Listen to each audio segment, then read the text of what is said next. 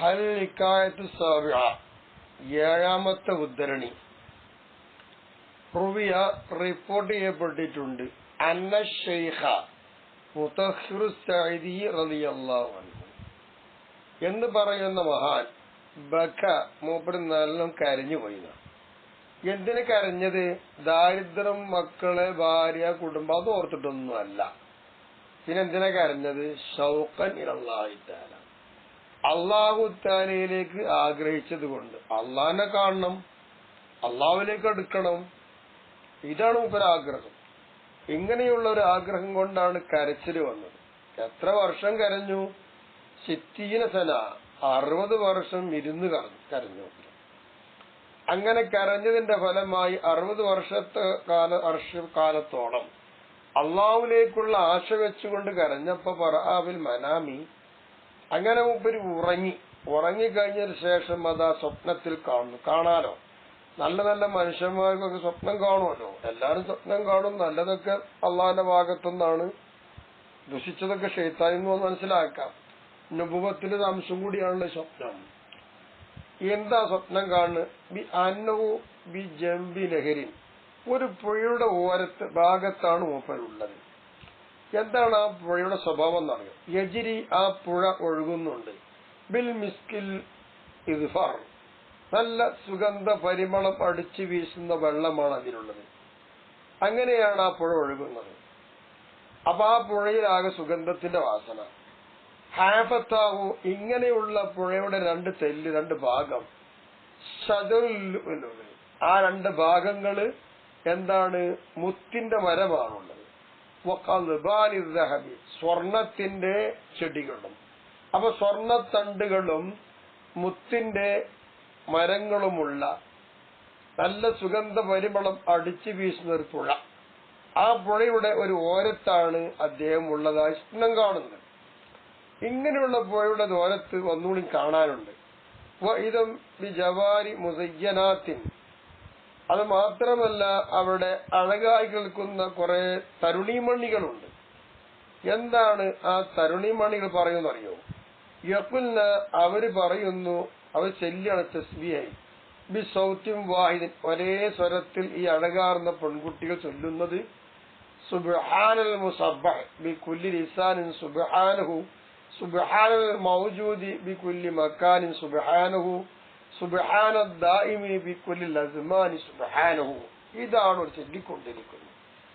ഇങ്ങനെ അല്ലാഹു തആലയെ മഹത്വവൽക്കരിച്ചുകൊണ്ടാണ് ഒരേ ശബ്ദത്തിൽ അവർ ചൊല്ലിക്കൊണ്ടിരിക്കുന്നത്.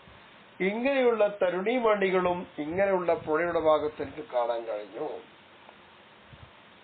എന്നിട്ട് എന്ത് പറയുന്നു? ഖാല, മഹാൻ പറയാണ്, ഫഖുൽതു, അപ്പൊ ഞാൻ ചോദിച്ചു, മൻ അൻതുന്ന, പെണ്ണുങ്ങളെ, സ്ത്രീകളെ നിങ്ങൾ ആർക്കുള്ളതാണ് എന്ന് ചോദിച്ചപ്പോൾ ഫഖുൽന, ആ സ്ത്രീകൾ പറഞ്ഞ മറുപടി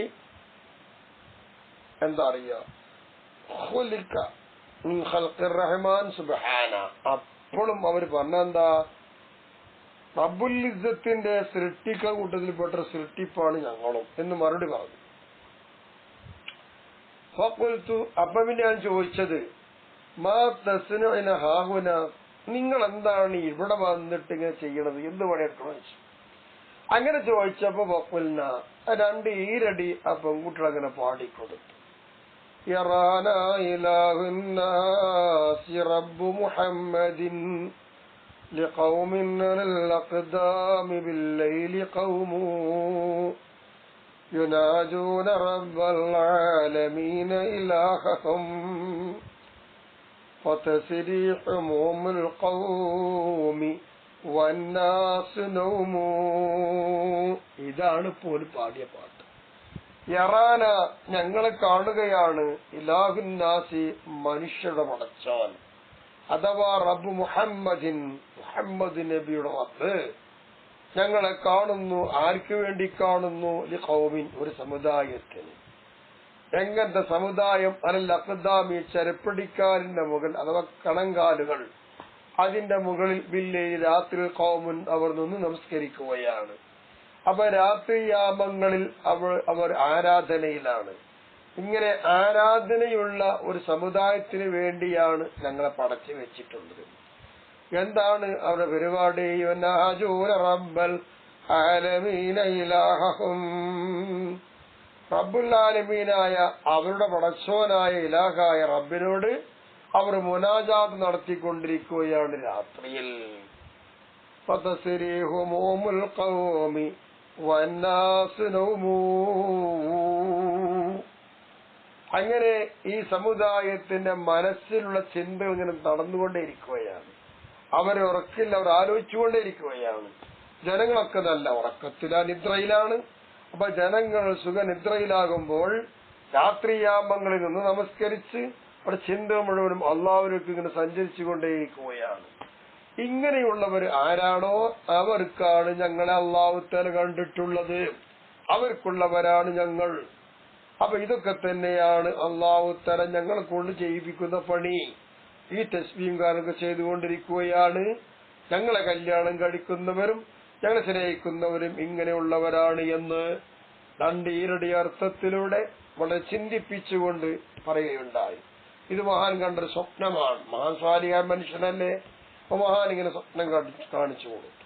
അപ്പൊ ഇങ്ങനെയൊക്കെയാണ് സജ്ജനങ്ങളായ ആളുകൾക്ക് കാണാൻ കഴിയുക. കൗതുകരമായിരിക്കുന്നല്ലാതും സ്വപ്നത്തിലൂടെ ദർശിക്കാൻ കഴിയും. അത് യാഥാർത്ഥ്യങ്ങൾ തന്നെയാണ്. അത് യഥാർത്ഥമായി പുലരുക തന്നെ ചെയ്യും അങ്ങനെ ജീവിച്ചാൽ എന്നാണ് ഇതിന് മനസ്സിലാക്കാനുള്ളത്.